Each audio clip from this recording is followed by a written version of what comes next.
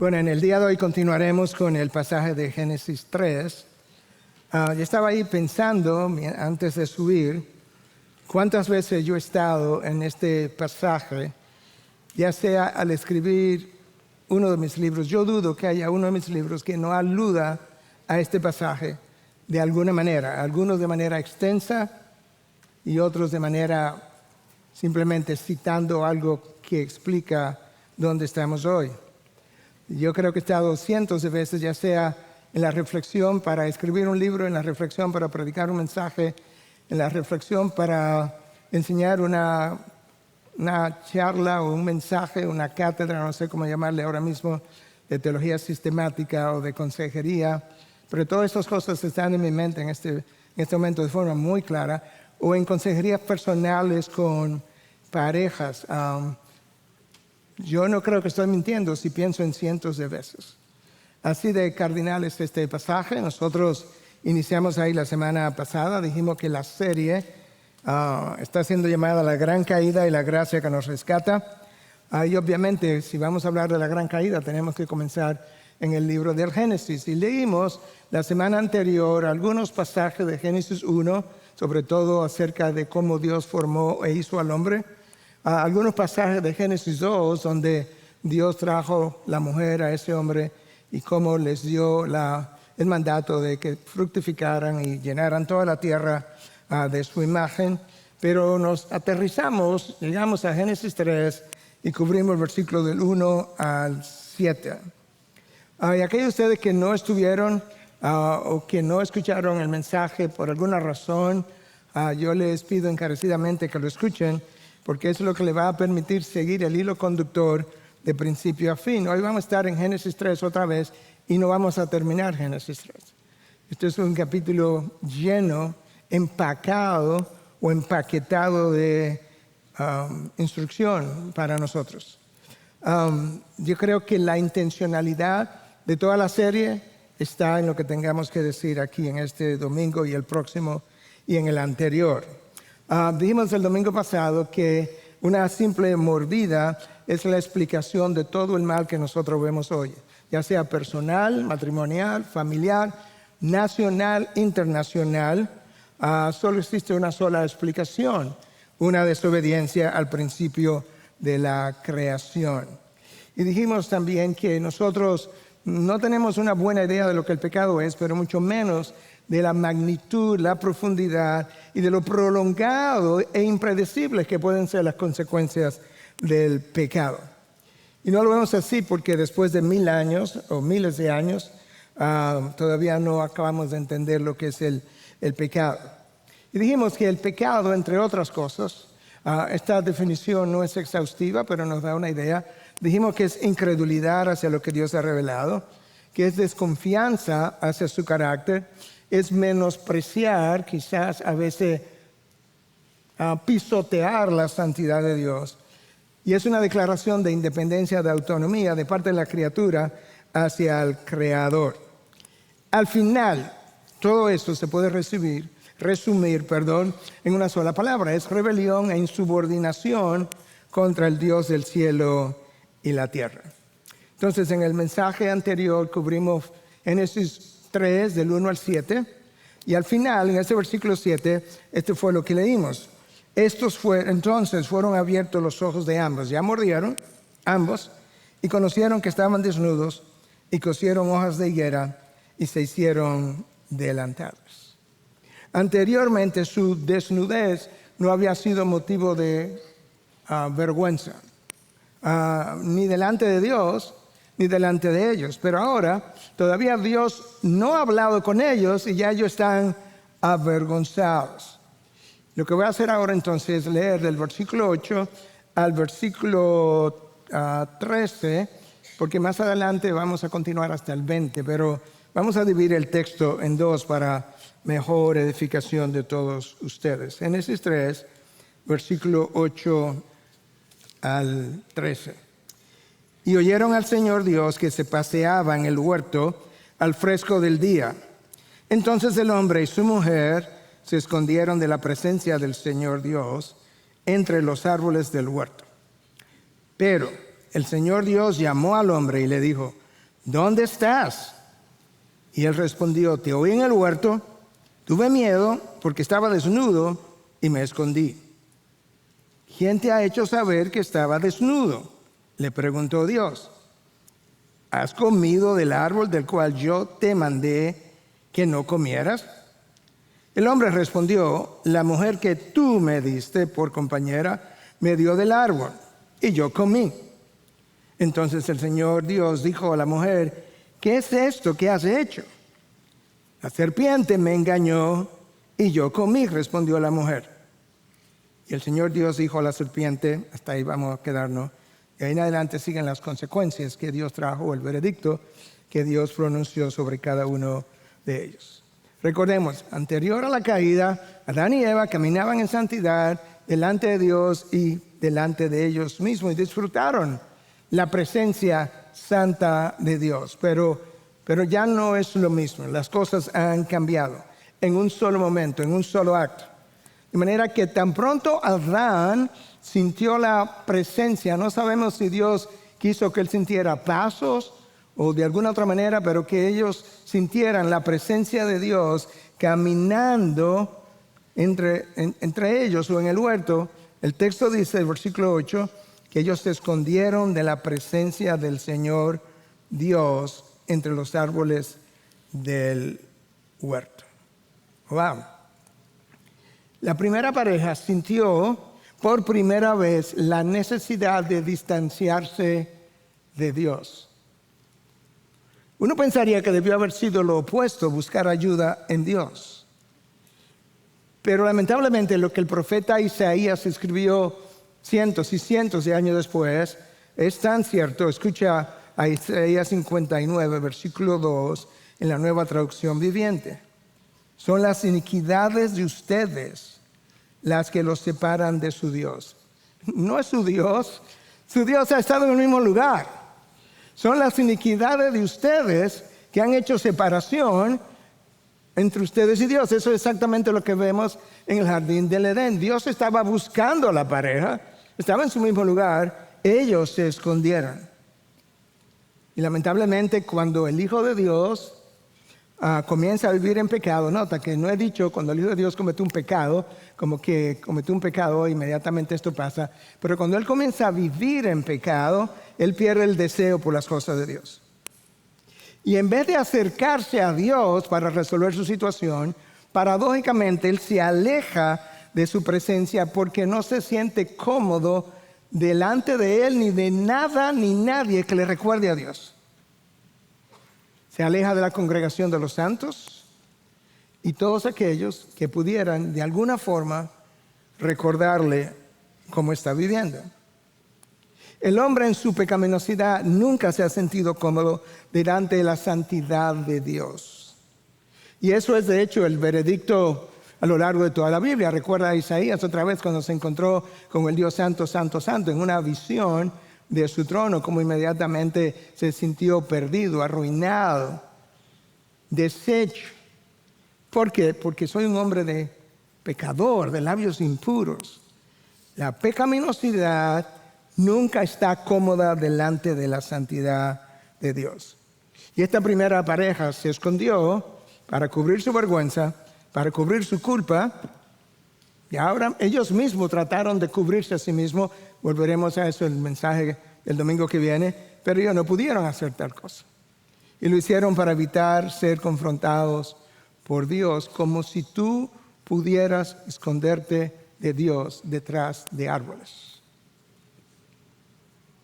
¿Puedes creer eso? Como que los árboles pudieran esconderte de Dios. No importa, hermano, dónde tú estás cuando tú pecas, o yo, o después que pecas, ten por seguro, estás antes, durante y después delante de los ojos de Dios. Todo el tiempo, nunca escapa. David experimentó eso en su propia vida y lo registró en el Salmo 139, versículos 7 y 8. ¿A dónde me iré de tu espíritu? ¿A dónde iré de tu presencia? Si subo a los cielos, allí estás tú. Si voy al Seol y allí preparo mi lecho, allí tú estás. Es como Hermano, hermana, no te engañes, no te escondas. O Miguel, no te engañes, no te escondas. Está siempre delante de los ojos de Dios que recorren toda la tierra para fortalecer a aquellos cuyos corazones son verdaderamente suyos. Tú notaste que Adán no salió a buscar a Dios. Yo he aprendido en mi vida, mi hermano, que por pequeño que sea mi pecado, tan pronto Dios lo trae a mi memoria, yo voy corriendo delante de Él. Yo sé dónde me pueden resolver mi problema. Pero Adán no salió a buscar a Dios. Es Dios quien sale a buscar a Adán. Adán, ¿dónde estás? No es Adán diciéndole a Dios, Dios, violamos tu ley, ¿dónde estás? Ayúdame, dime qué hago. No. Nosotros estamos escondidos. Dios tiene que salir a buscar al hombre y nunca ha sido diferente. Dios salió a buscar a Abraham en Ur de los Caldeos y lo encontró y le dio una misión. Salió a buscar a Moisés en el desierto 40 años después. Dios salió a buscar a Cristo, salió a buscar a cada uno de sus discípulos y lo llamó y los invitó a que dejaran las redes, a Mateo que dejara la mesa donde estaba cobrando impuestos. Dios interceptó a Pablo camino a Damasco cuando Pablo estaba persiguiendo a su propia gente. Dios es quien sale a buscar al hombre. Claro, porque nadie busca a Dios. Romano 3:12 nos dice eso. Nadie ha buscado, ni busca, ni buscará de Dios. Dios siempre, desde el jardín del Edén, ha salido a buscar al hombre. Griffith Thomas, yo sé que no es un hombre conocido, fue un pastor, teólogo anglicano, murió al principio de 1924, teólogo conocido en su círculo, muy reputado. En su comentario sobre este pasaje, él dice, la pregunta de Dios para Adán resuena en el oído de cada pecador. ¿Dónde estás? Y Thomas agrega, ese es el llamado de la justicia de Dios que no puede ignorar el pecado. Escucha, pues no termina ahí. Es el llamado del dolor divino que se aflige por el pecador. Wow. Es el llamado del amor divino que ofrece redención del pecado. Para cada uno de nosotros, termina la cita, el llamado es reiterado. ¿Dónde estás tú? ¿Dónde estamos? ¿Tratando de esconder nuestro pecado? ¿O estamos buscando a Dios para que me ayude a resolver mi pecado? Adán, ¿dónde estás? Es la primera pregunta. Adán respondió. ¿Tú notaste que Dios tampoco dice, Adán y Eva, ¿dónde están? No. Yo quiero hablar con la cabeza federal de la raza humana, a quien yo le di instrucciones de no comer del árbol antes de que Eva estuviera presente. Adán, ¿dónde estás? Él responde, te oí en el huerto, tuve miedo porque estaba desnudo y me escondí. La primera experiencia de miedo y de aislamiento. Adán dijo la verdad, pero no dijo toda la verdad. Dios no estaba tratando de encontrar información. Dios sabía dónde él estaba. Dios estaba buscando confesión y no parcial. Adán no ha confesado su pecado. Lo que él ha dicho es, si quieres saber dónde yo estoy, aquí detrás de un árbol. ¿Quieres saber por qué? Porque tuve miedo. Sí, pero tú sabes que detrás de mi pregunta hay otra cosa. ¿Dónde estás? ¿Por qué te escondes? Anteriormente tú me buscabas, o si yo te buscaba tú venías gozoso, y ahora, ¿qué fue? Bueno, Adán y Eva cometieron el primer pecado, hicieron el primer intento de huir de Dios y conocieron lo que el temor era por primera vez. Hermano, yo no sé con cuánto temor tú vives, pero hay una relación directa entre mi grado de temor y la cercanía y lo tranquilo que me siento cerca de Dios. En ausencia de pecado, Adán y Eva nunca experimentaron temor. Pero una vez el pecado entró a la humanidad, el temor es una experiencia común a todos los hombres. Y el mandato más frecuentemente reiterado a lo largo de la palabra de Dios, muchas veces con las mismas palabras, otras con palabras semejantes, es no temas. El hombre pecador o el Hijo de Dios que está viviendo en pecado no se siente cómodo ante un Dios santo. ¿Tú recuerdas la ocasión cuando Jesús estaba con los discípulos en la playa? Al comienzo del día, tempranito en la madrugada probablemente, y habían dos barcas, dice Lucas 5.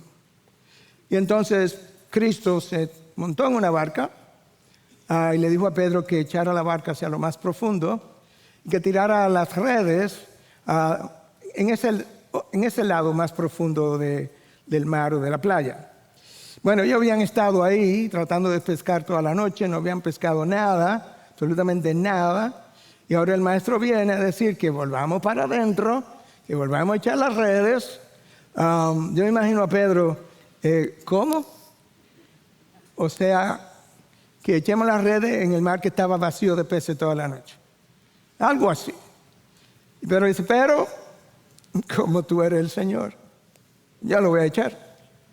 Pedro echa las redes y resulta que todos los peces del mar de Galilea brincaron para estar dentro de las redes. Y el texto de Lucas 5:8 dice, al ver esto, Simón Pedro cayó a los pies de Jesús diciendo, apártate de mí, Señor, pues soy hombre pecador. Wow. Tú pensarías que Pedro hubiera dicho, Señor, todos los días queremos salir a pescar contigo. A la hora que tú digas. Tiramos las redes del lado que tú quieras. Eso es lo que como Pedro reacciona. Pedro en su incredulidad, en su duda, en su escepticismo, seguro con cierto aire de que él tenía experticia y el Señor no.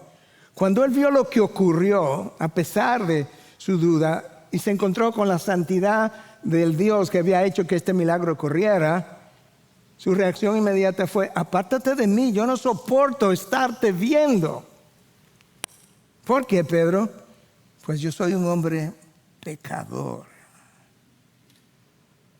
Esa es la misma razón por la que cuando el creyente está viviendo en pecado, él tiende a alejarse de Dios, de su pueblo y aún de su palabra misma.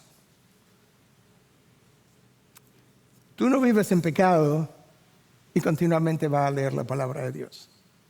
No. La realidad es que la palabra de Dios te aleja del pecado o el pecado te aleja de la palabra de Dios. No estoy seguro quién dijo eso. Pudo haber sido Spurgeon, Luther, no estoy seguro. El hombre en pecado se siente acusado al relacionarse con Dios o con alguien que vive en santidad. Todavía recuerdo la historia de hace mucho tiempo, cuando aparentemente en un campeonato de golf en Estados Unidos habían 3 premios para el primero, segundo y tercer lugar. Y uno de los premios era, y el ganador, creo que del primer lugar, le iban a dar la oportunidad de jugar un juego de golf con Billy Graham. Tú pensarías, pero Billy Graham no podría ser un gran jugador de golf. Yo no sé qué tan bueno era o no era, pero él era uno de los premios. Y ese día al campeón de golf le estaba yendo muy mal. Y entonces, cuando terminó, un amigo que conocía y que había ayudado a orquestar esta reunión entre ellos dos, le dice, ¿cómo te fue? Dice, no, muy mal. Billy Graham no tenía que estar tratando de meterme el evangelio por la garganta. Y el amigo, que conocía la humildad de Billy Graham, le dijo, ¿en serio? ¿Billy dijo eso? ¿O hizo eso? Y le dijo, no, yo simplemente tuve un mal día.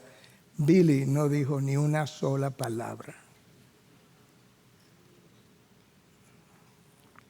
La pecaminosidad no se siente cómoda delante de alguien que representa la santidad de Dios.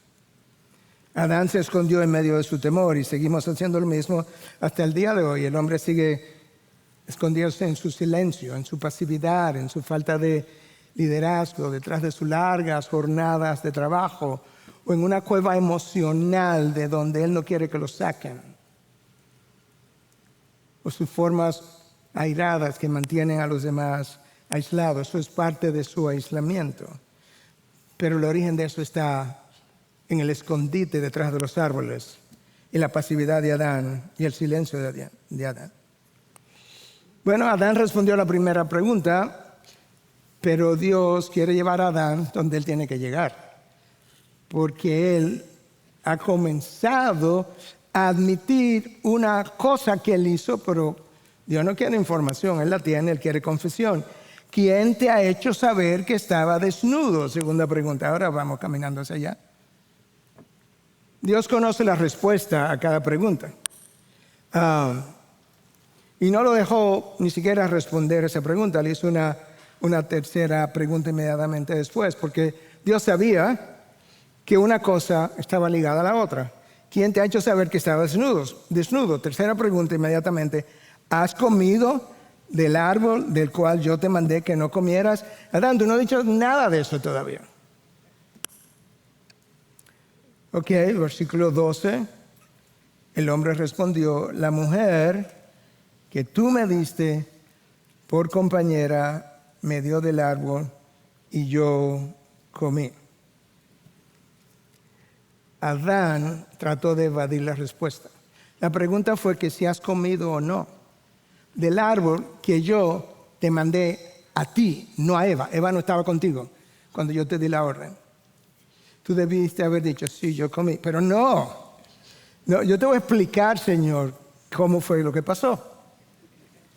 Adán trata de justificar su pecado acusando a otra persona. ¿Tú crees que eso ha terminado hoy? Adán trata de minimizar su falta, magnificando la falta de Eva. Sí, yo comí, pero entiende que antes de yo morder había una mujer, y antes de esa mujer había un Dios que fue el dador de ella. Con ustedes dos también hay que hablar. Y Adán trata de quedar libre de su culpa, cargando la culpabilidad entera sobre la mujer que hasta ese momento había sido la niña de sus ojos, a quien había amado incondicionalmente. Pero la única manera de amar incondicionalmente es sin pecado en tu vida, y ellos perdieron eso. Solamente Dios ama de esa manera. Por eso tú encuentras a Adán tratando de justificarse, de minimizar su pecado y luego de quedar libre de culpa. Leyendo a Lutero sobre este pasaje, él le llama que esa reacción de Adán fue estúpida. Y dice que lamentablemente el pecador se acusa a sí mismo por la forma como se defiende.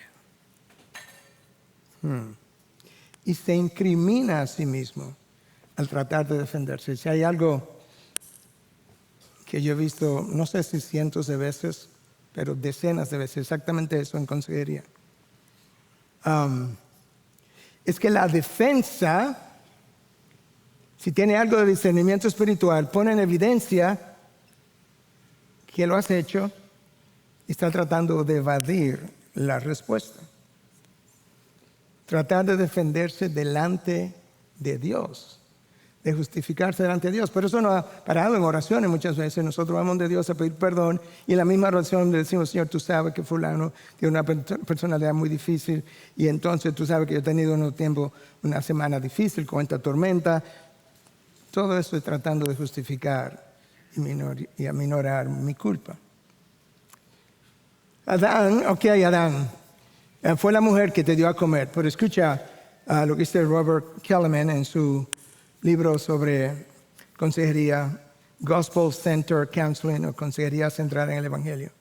Adán eligió la bondad de la mujer sobre la bondad de Dios. Si tú quieres culpar a Eva, déjame ver si podemos deshilachar eso. Tú elegiste la bondad de la mujer que te dio de comer sobre la bondad de Dios. Viendo a Dios como el gran prohibidor, Adán eligió a la que había consumido de la fruta prohibida. Ella fue más preciosa a sus ojos que Dios. valoró más la sabiduría de la mujer que la de Dios. Adán valoró más su propia voluntad que la de Dios. Fin de la cita.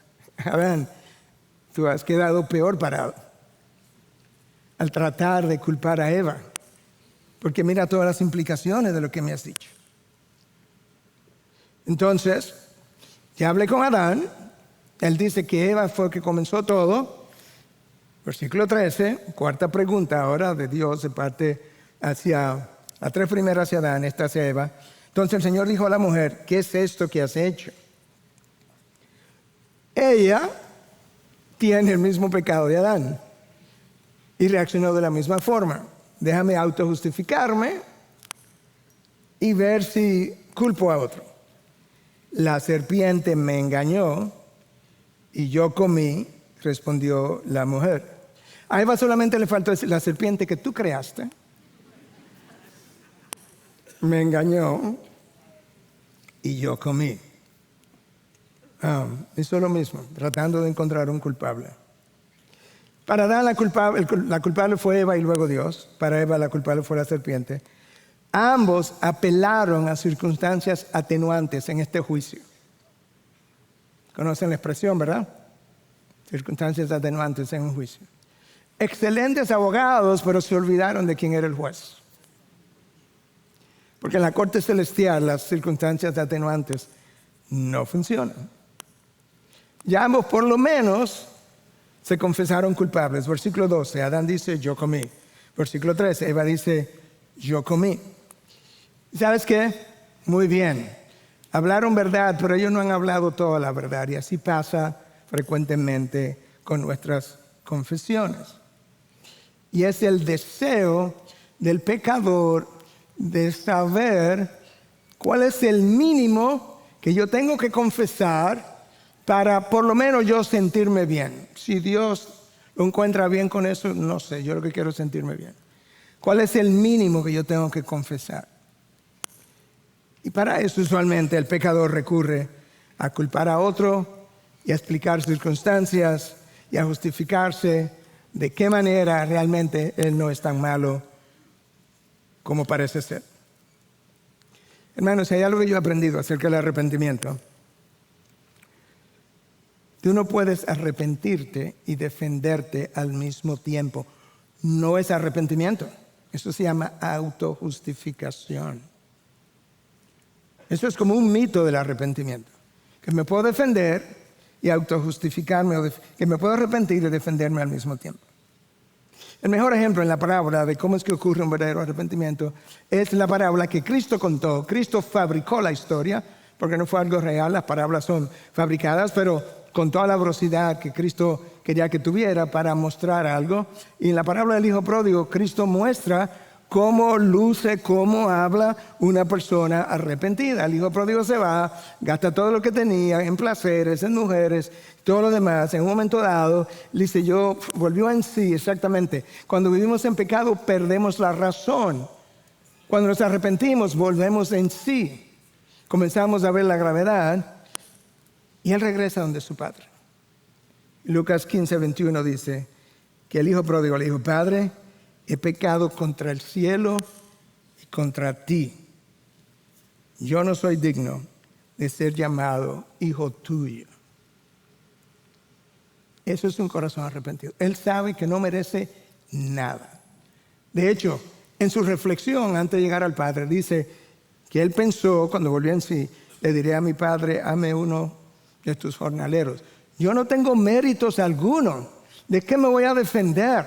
El hijo pródigo no viene diciendo, tú sabes que yo era joven, no tenía experiencia y pensé que me iba a llevar el mundo por delante, pero ya lo gasté todo y entonces comí comida de los puercos y ahí me recuerdo, tú sabes, Padre, perdóname. No, yo no merezco nada, Padre.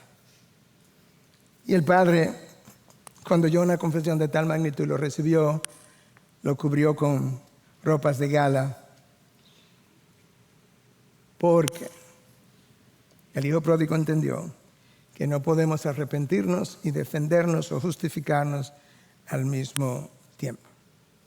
Ahora, déjame darte una opinión personal. Bueno, déjame cambiarlo. Es una convicción personal de lo que voy a decir. Yo no estoy diciendo con esto, Dios me dijo, ni Dios dice esto así en su palabra, pero es mi convicción personal. Si ellos yo creo que Adán y Eva fueron honestos, entre comillas, porque admitieron que comieron. Pero no podían admitir otra cosa, o sea, no podían decir otra cosa. Es como que yo me robé un libro, cuando yo tengo el libro en la mano, tú me ves, me para y me dice, tú te robaste el libro. Y yo te digo, sí, me lo robé, ¿qué voy a decir? El arrepentimiento va más allá. El arrepentimiento va cuando yo comienzo a admitir qué fue lo que hice y por qué lo hice. Entonces, si Adán y Eva hubiesen sido íntegros, está en mi convicción personal, esto es lo que debió haber salido de sus labios. La serpiente nos dijo que tú no nos habías dicho toda la verdad con relación a la fruta. Y que lo cierto era que tú no querías que llegáramos a ser como tú. Además, nos dijo que si comíamos de la fruta, llegaríamos a ser como Dios y conoceríamos el bien y el mal. E incluso agregó que de hacerlo ciertamente no moriríamos. Lamentablemente desconfiamos de ti, Señor, y le creímos a la serpiente. Nosotros somos culpables de incredulidad, cuestionamiento de tu carácter, violación de tu ley e insubordinación y rebelión. Perdóname. Eso es lo que debió haber salido. Pero es como la mínima confesión para salirse con la suya.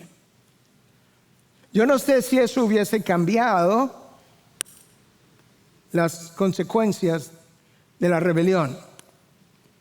Quizás no creo que hubiese cambiado las consecuencias de la rebelión, porque ya el pecado estaba cometido y la promesa había sido hecha, el día que comas morirás.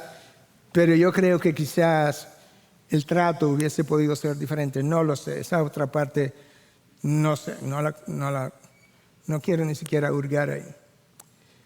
Hermanos, si hay algo que he aprendido estudiando la Biblia, como pastor y como consejero, es que pecar para luego mentir, para encubrir tu pecado, lo único que tú haces es cavar tu tumba más profundamente. ¿Con quién te vas a ir al fondo de la tumba? Con Satanás, el padre de mentiras. No, yo prefiero hablar verdad, pase lo que pase, pero con el paracaídas de Cristo. Mentir para encubrir mi pecado no solamente prueba mi falta de arrepentimiento, agrava mi pecado delante de Dios. Y de hecho, cuando mentimos para encubrir mi pecado, estoy revelando que me importa más la opinión de los hombres que la opinión de Dios. Dios ya lo sabe que mentí, que pequé, y ahora que estoy mintiendo, sí, pero lo que me interesa son ellos, quedar bien con ellos. Ahora que la pareja había confesado su crimen, yo comí, aunque no creo que hubo arrepentimiento hasta ese punto. No digo que no lo hubo internamente y que Dios no lo supo, eso es otra cosa. Ahora viene el veredicto. El veredicto sobre la serpiente, la sentencia. Y el Señor dijo a la serpiente, por cuanto has hecho esto, maldita serás más que todos los animales y más que todas las bestias del campo. Sobre tu vientre andarás y polvo comerás todos los días de tu vida. La serpiente fue descrita anteriormente como la más astuta de los animales del campo, y ahora es descrita como la más maldita de las bestias del campo. Wow. Sobre tu vientre andarás y polvo comerás todos los días de tu vida. Nadie está seguro si la serpiente tenía patas anteriormente. Hay personas que de manera categórica dicen que no, otros que categóricamente dicen que sí. Yo no sé.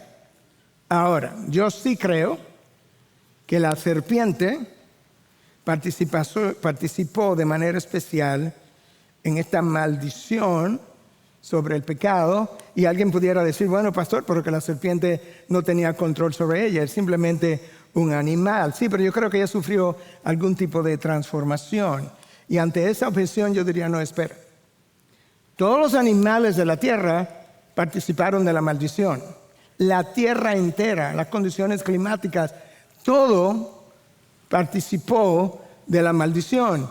De manera que si ciertamente la serpiente fue más afectada, fue simplemente eso, más afectada, quizás Dios lo hizo para dejar como evidencia visible que nosotros necesitamos de que, ¿sabes qué? El pecado tiene consecuencias severas, incluyendo todos los que participan en la acción, aun sea una serpiente, quizás. Pero la serpiente también tipifica a Satanás, como dijimos.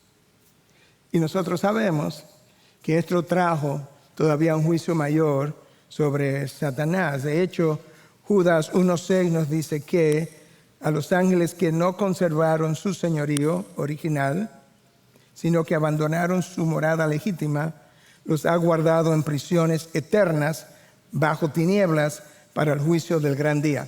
Hay ángeles caídos que no tienen la libertad de moverse, como demonios rondan por ahí en el día de hoy. No, están en prisiones oscuras porque abandonaron su morada legítima. No sabemos si Judas está relacionando eso directamente con lo que ocurrió en esta ocasión o si más adelante con algo que se relata en Génesis 6. Pero ahí estamos. Hay una maldición sobre la serpiente que continúa en el versículo 15, que habla de la semilla o la simiente de la mujer, la serpiente y los descendientes de la serpiente. Yo no voy a cubrir el versículo 15 a propósito, porque lo voy a hacer la semana que viene, si Dios me permite predicar junto con el versículo 21, cuando ellos son cubiertos por Dios de pieles y luego expulsados del Edén. Pero ahora pasamos a la sentencia sobre la mujer. Versículo 16. A la mujer dijo, en gran manera multiplicaré tu dolor en el parto. Eso no era parte de la creación. Con dolor darás a luz los hijos. Eso es nuevo. Con todo, esta es una segunda implicación. Tu deseo será para tu marido y él tendrá dominio sobre ti. Ok, la sentencia sobre la mujer tiene dos aristas. Número uno, Eva, yo te hice para ser el vaso a través del cual tú traerías hijos e hijas al mundo que se reproducirían y llenarían la tierra de mi imagen, de mi gloria. Eso, Eva, en un principio debió haber sido tu mayor deleite, verte como madre de todos los seres vivientes, como eventualmente Adán termina llamándola. ¡Wow! Lamentablemente, las cosas han cambiado, Eva. Y ahora, el parto, el embarazo, va a ser de otra manera. Tú vas a experimentar durante el embarazo, yo ahora le explico lo que es, hiperemesis gravídica, o quizá ustedes no necesitan explicación. Vómito durante el embarazo. No creo que eso era parte del diseño original. Pero tu labor de parto también será con dolor. Tanto dolor que muchas necesitarán anestesia. Tu deleite convertido en dolor. Yo creo que a esta primera pareja, Dios pudo haberle dicho, y a Eva en relación a su embarazo y partos, mira de dónde has caído, Eva. Comparte el deleite que Eva pudo haber sentido. Y cómo las cosas desde entonces han ido empeorando. Piensa en esa frase, ¿desde dónde has caído? Vamos a pensar en la mujer, ahorita vamos con el hombre. ¿Desde dónde has caído? Bueno, de ser la madre de todos los vivientes y ser un deleite para ti hacer tal cosa, a mujeres hoy que pelean en tribunales por tener el derecho de quitarle la vida a su propio bebé en útero. Y hombres que están dispuestos a financiar tal aborto después que ellos mismos embarazaron a dichas mujeres y en algunos casos la han financiado en contra de la voluntad de la mujer. ¿Desde dónde han caído? Padres y madres hoy en día que han abandonado a sus hijos. Un caso en Francia hace meses atrás, quizá el año pasado, donde la pareja fue a la corte porque ni el padre ni la madre se querían quedar con los hijos y no se sabía qué iba a pasar entonces. ¿De dónde han caído? Ustedes hacen cosas que los animales no hacen. Las madres cuidan de sus crías a veces a expensas de ellas mismas. Antes de ayer veía un video de una perrita en sus huesos, ya casi como por morir, caquéctica llamaríamos nosotros, con 6 perritos pegados, amamantando de ella, y ella tranquila, porque aún en su muerte quería cuidar de sus crías. Y alguien la rescató. ¿Desde dónde han caído Adán y Eva? Además, Eva, ¿sabes algo? Cuando la serpiente habló contigo, es verdad que Adán permaneció en silencio y fue pasivo, pero no es menos cierto que tú recibiste la instrucción de Adán, quien la recibió de parte mía, y tú no te volteaste a Adán a preguntarle, ¿qué tú crees? De manera que con todo esto, tu deseo, y ahora lo explico, será para tu marido, y él tendrá dominio sobre ti. La palabra ahí, deseo, no es el deseo sexual, que sería para su marido. No, esa palabra aparece una sola vez más en toda la Biblia. Esa palabra es teshuvah. Aparece en Génesis 4:7, donde se le dice a Caín que el pecado tratará de dominarlo y que él iba a tener que luchar para dominar ese pecado, que quería tener dominio sobre él. De manera que la gran mayoría de los teólogos están de acuerdo en lo que Génesis 3 nos está diciendo, que Génesis 4:7 nos trae luz sobre un pasaje menos claro, que es este de Génesis 3 que estamos viendo 16.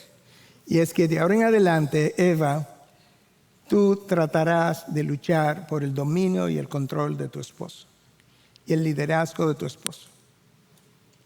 Pero como consecuencia de la caída, en vez de tu esposo ofrecerte un liderazgo de servicio y amoroso, él terminará enseñoreándose sobre ti, o como la Biblia, la Nueva Biblia de las Américas dice, él tendrá dominio sobre ti. Tú vas a tratar de dominarlo, de manipularlo, de hacerlo.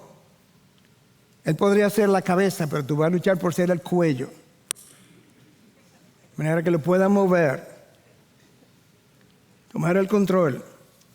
Lamentablemente, el hombre siguió repitiendo el silencio de Adán, la pasividad de Adán, y cediendo ante los deseos pecaminosos muchas veces de su pareja, porque él no ha sabido mantener la línea que Dios le mandó a mantener. Y esa lucha continúa hasta el día de hoy. Por otro lado, la mujer ha ido aumentando ese deseo, y lo vemos en el feminismo rampante de nuestros días. La armonía entre Adán y Eva era la armonía diseñada por Dios para la eternidad entre los esposos. Se rompió. Perdieron la armonía con Dios y de ahí en adelante nadie puede estar en armonía, ni la creación. No armonía con Dios, no armonía entre los hombres, lo que implica no armonía entre el hombre y la mujer. Y va a tomar, para tratar de comenzar a reparar eso, un nuevo nacimiento, que cada cónyuge muera a sí mismo, que cada cónyuge haya llegado a creer y viva la llenura del Espíritu. Entonces, el hombre podrá amar a su esposa incondicionalmente y la mujer podrá someterse tiernamente a su marido. Mientras tanto, los hombres y las mujeres nacemos enemigos de Dios, Romanos 5:10. Cuando Dios te encontró y te dio salvación, tú eras enemigo de Él, dice Dios. Y entonces, justificado por la fe, posteriormente, cuando ponemos nuestra confianza en Cristo, tenemos paz para con Dios por medio de nuestro Señor Jesucristo. Anterior a la caída, Adán y Eva tenían acceso a Dios sin ningún intermediario. Ahora, ellos requieren Nosotros requerimos un intermediario y no cualquier mediador. Ellos perdieron su paz con Dios, perdieron la paz entre ellos y ahora perdieron su paz interior. Nosotros guardamos 3 relaciones todo el tiempo, una con Dios, una conmigo mismo y otra con los demás. No hay paz interna, por eso el hombre vive ansioso, preocupado, airado, frustrado, decepcionado y muchas veces hasta deprimido. Claro, la armonía se rompió con Dios y eso rompe la armonía interior que yo puedo guardar cuando vivo en Él. Y eso ha sido así por siempre. Y la armonía entre los hombres no es simplemente que los hombres no se aman unos a otros. No, es que peor aún, es que se acusan unos a otros, nos condenamos unos a otros, criticamos los unos a los otros, porque no hay armonía. Desconfiamos del otro. Yo lo he hecho, tú lo has hecho. Ahora Dios le habla a Adán. Él comenzó cuestionando a Adán, pero él quiere cerrar la sentencia con Adán. 2 portalibros. Dios pronuncia su veredicto sobre Adán. Versículo 17. Entonces el Señor dijo a Adán, por cuanto has escuchado la voz de tu mujer. Tú ahí fue que comenzó el problema, Adán. Y has comido del árbol del cual te ordené a ti. No dice a ti, pero eso es lo que dice. Lo que está diciendo, del cual te ordené diciendo, no comerás de él. 2 acusaciones tengo contra ti. Tú escuchaste la voz de tu mujer antes que mi voz. Mi voz tú la escuchaste, mejor dicho, pero no la obedeciste. La de tu mujer la escuchaste y la seguiste. Ella tuvo más credibilidad para ti, su voz tuvo más credibilidad que la mía. Segunda acusación, tú has comido del árbol del cual te ordené. No les ordené, te ordené, diciendo, no comerás de él. Llegada la tentación, Adán no lideró a su mujer, no le recordó la prohibición de Dios, la dejó pecar y luego pecó con ella. La dejó pecar y luego pecó con ella. Dios había hecho un huerto, había puesto a Adán en el huerto para que lo cultivara y lo cuidara, dice el texto, antes de Eva. Luego Dios vio que no era bueno que el hombre estuviera solo. Bueno, ahí en el huerto le dijo, mira, puedes comer de todo, pero del árbol del bien y del mal no puedes comer. Y luego Dios hizo caer a Adán en un sueño, de la costilla formó a la mujer. De manera que la prohibición se hizo en ausencia de Eva. Y por eso dice la palabra que me fui adelante, maldita será la tierra por tu causa, con trabajo comerás de ella todos los días de tu vida. Wow. Espinos y cardos te producirá y comerás de las plantas del campo. Con el sudor de tu rostro comerás el pan hasta que vuelvas a la tierra, porque de ella fuiste tomado, pues polvo eres y al polvo volverás. La sentencia más larga cayó sobre Adán. Anterior a la caída, Dios ahora está maldiciendo la tierra. Anterior a la caída, hermanos, no había sequías, inundaciones, huracanes, calentamiento global, no epidemias, no pandemias. Pero una mordida lo cambió todo. Nosotros ni sabemos lo que es el pecado, ni sabemos de la magnitud, la profundidad, la longitud, por así decirlo, la prolongación de las consecuencias del pecado. Maldita será la tierra. ¿Qué va a pasar? Bueno, la tierra era fecunda y te produciría frutos, Adán, de manera natural. Las estaciones del año funcionarían armónicamente, de manera que tú ibas a cultivar la tierra, pero no iba a ser con trabajo. La tierra iba a cooperar contigo. Pero ahora comiste. Yo no sé si tú prestaste atención a lo reiterativo que es el verbo comer en Génesis 3. De hecho, desde el 2, escucha, en 2:17 Dios le dice a Adán, no comerás del árbol del bien y del mal, porque el día que de él comas, 1, 2, del día que de él comas, morirás. Génesis 3:12, yo comí, dijo Adán. Génesis 3:13, yo comí, dijo Eva, 4 veces. Génesis 3:17, ahora comerás de la tierra con trabajo, 5 veces. Génesis 3:18, la tierra te producirá espinas y cardos y comerás de las plantas del campo 6 veces. Génesis 3:19, con el sudor de tu rostro comerás el pan. 7 veces el verbo comer es repetido. La razón por la que yo menciono eso, no sé si Dios así lo une, pero me vino a mi mente, es que para salir del desastre en que Adán y Eva nos metieron, tendremos que volver a comer. El que come mi carne y bebe mi sangre tiene vida eterna, y yo lo resucitaré en el día final. La cena del Señor es un recordatorio de que tenemos que comer, pero del árbol correcto, del árbol de la vida que es Jesús. El hombre ahora, versículo 20, le pone nombre a su mujer y le llama Eva. Dice el texto que fue porque ella era la madre de todos los seres vivientes, o sería. En Génesis 2:23, Adán llamó a su compañera mujer. Ahora le llama Eva.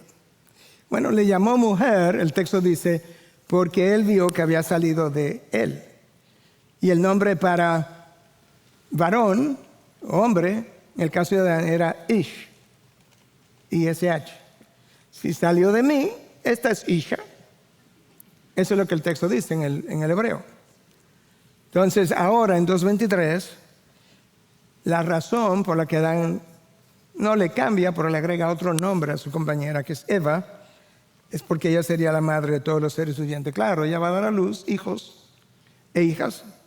Esos hijos se van a reproducir, pero todas las mujeres que den a luz en un futuro habrán salido de Isha, de esa primera mujer, o de Eva. Hermano, las consecuencias del pecado son letales.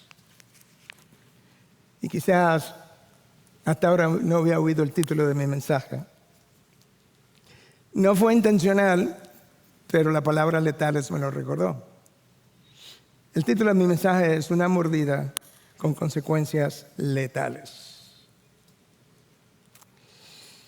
Las consecuencias son letales o han sido letales. Nosotros miles de años después seguimos pecando con facilidad. Seguimos coqueteando con el pecado que sabemos que Dios prohíbe. Nos divertimos en pantallas o en vivo nosotros mismos con los pecados por los cuales Cristo fue crucificado. Los pecados que cuelgan del clavo de la mano de Cristo, con eso nos divertimos. Adán y Eva perdieron su vida espiritual inmediatamente.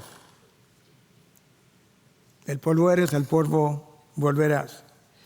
Dios debió, sin gracia, pero siendo justo, haberlo eliminado físicamente también. Esa fue la promesa. El día que mueras, el día que comas, morirás. Dios, en su gracia que nos rescata, digo, ok, van a morir espiritualmente. Necesitan un mediador para relacionarse conmigo. De hecho, Adán llegó a vivir 935 años. Pero cuando Adán murió, pasó exactamente lo que Dios le anunció. Pues polvo eres y al polvo volverás. Bueno, me debatía si continúa y hacía en los próximos 3-4 minutos esta parte, pero lo voy a hacer. Porque yo creo que esto merece al final una reflexión y quizás una confesión de parte tuya entre tú y Dios.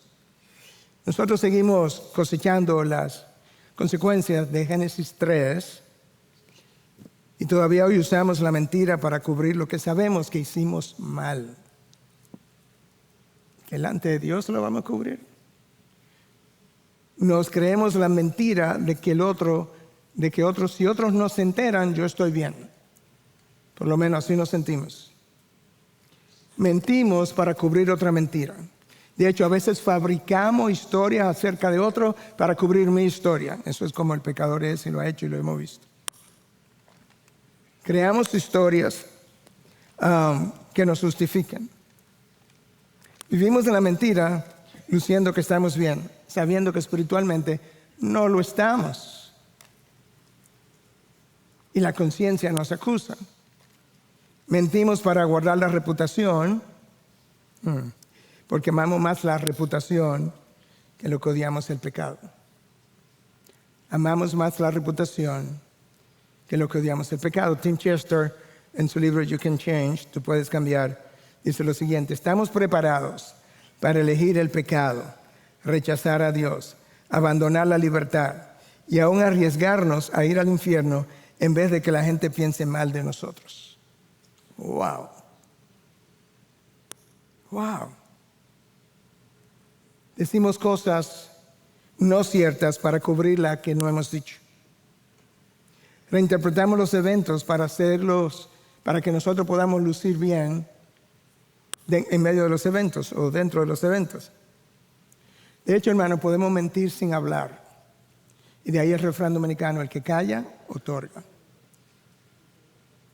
Cuando hablas, cuando no hablas, y tú sabes que te tocaría hablar, tú eres cómplice del pecado. Después que Adán desobedeció, se alejó de Dios, y de ahí en adelante, hermano, tu pecado o el pecado le da color a, escucha, todas tus decisiones, a todas tus relaciones, a todas tus percepciones, a todas tus conversaciones, a todos tus pensamientos, a todas tus motivaciones e intenciones, a todos tus deseos, a todos tus entretenimientos, a tu trabajo y aún a tu descanso. El pecado le da color a todo en tu vida y en la mía. La mentira nos separó de Dios. Y la cercanía a Dios se convirtió en lejanía. Y ahí que Cristo vino y dijo: yo soy la verdad. El que cree la verdad, o es la verdad que te hará verdaderamente libre. Ahora, no puedes acercarte a Dios. Sí, no hay un velo entre tú y Dios, pero sabes que tú no vas a Dios Padre si no es a través de un mediador, y no cualquier mediador. 1 Timoteo 2:5, porque hay un solo Dios y también un solo mediador entre Dios y los hombres, Cristo Jesús, hombre. Un solo mediador. Por sus méritos, Dios Padre oye mis oraciones. Por sus méritos puedo entrar al reino de los cielos. Porque tengo un abogado defensor. Yo tengo un mediador que puede defenderme. No puedo entrar a la presencia de Dios sin un mediador, como Adán y Eva sí pudieron en un principio. Y la muerte espiritual llegó a ellos. Sí, ya sabemos que fue la muerte espiritual. No, espérate. Oye todo lo que implica. Mientras siga vivo, oye todo lo que implica la muerte espiritual. El entendimiento del hombre quedó entenebrecido. 2 Corintios 4:4. El hombre pasó a tener un corazón de piedra. Ezequiel 11:19. La voluntad quedó esclavizada al pecado. Romanos 6:6. El hombre perdió el camino de regreso a Dios y se extravió. Isaías 53:6. Por eso Jesús tuvo que venir al mediador y decir: yo soy el camino. Su conducta quedó tan afectada que hoy no hay nadie justo, no hay ni siquiera uno, no hay quien haga lo bueno, ni siquiera uno. Romanos 3:10-12. No fue como que, bueno, por lo menos nos dejaron vivos físicamente. Sí, nos dejaron vivos físicamente, pero muy mal parados. O el pecado nos dejó muy mal parados. Y todavía nazco de nuevo, y todas esas cosas que yo mencioné nos siguen afectando. Amados, yo te acabo de describir la condición de toda la raza humana y las consecuencias que todavía tienen raíces en tu vida, aun si eres creyente. Y lo peor de todo es que después de conocer esta historia, después de nacer de nuevo, después de la morada del Espíritu Santo y de recibir la mente de Cristo en este libro y a través de su Espíritu, todavía muchos deciden repetir la experiencia del Edén. Desobediencia, distanciamiento de Dios y su pueblo, mentiras, el culpar a otro de nuestro pecado, la autojustificación y la confesión forzada y a medias para ver si me puedo salir con la... Yo comí. Eso es todo lo que me va a decir. O sea, tú vas a reducir tu rebelión, insubordinación, Adán, tu pasividad, tu falta de liderazgo, tú lo vas a reducir a que yo comí, eso fue lo único que tú me confesaste. Y vas a pasar por alto todo lo que creíste, todo lo que deseabas hacer, todo lo que pensaste de mí, que yo no era tan bueno como yo les di a saber de mi bondad, de mi benevolencia, de mi abundancia. Y tú quieres reducir toda esa violación a yo comí. Oh, Adán. Oh, Eva, yo comí. Hermanos, lo peor de todo es que todas esas raíces están en ti y en mí. Que yo te dije al principio mientras oraba o mientras introducía. Este pasaje toda la semana me sirvió de espejo. Yo no tengo nada que decirte si no tengo nada que decirme a mí primero. Dice la palabra de Dios. Si yo fuera Cristo, pudiera decir, habéis oído que yo os digo, pero yo os digo, no puedo decir eso. Dios ha dicho y yo repito. Eso es lo mejor que puedo hacer. Gracias por acceder a este recurso. Espero que haya sido de gran bendición para tu vida. Te sugiero que te suscribas a este canal de forma que tú puedas recibir notificación la próxima vez que hayamos subido un nuevo recurso que pueda servirte de instrucción y bendición.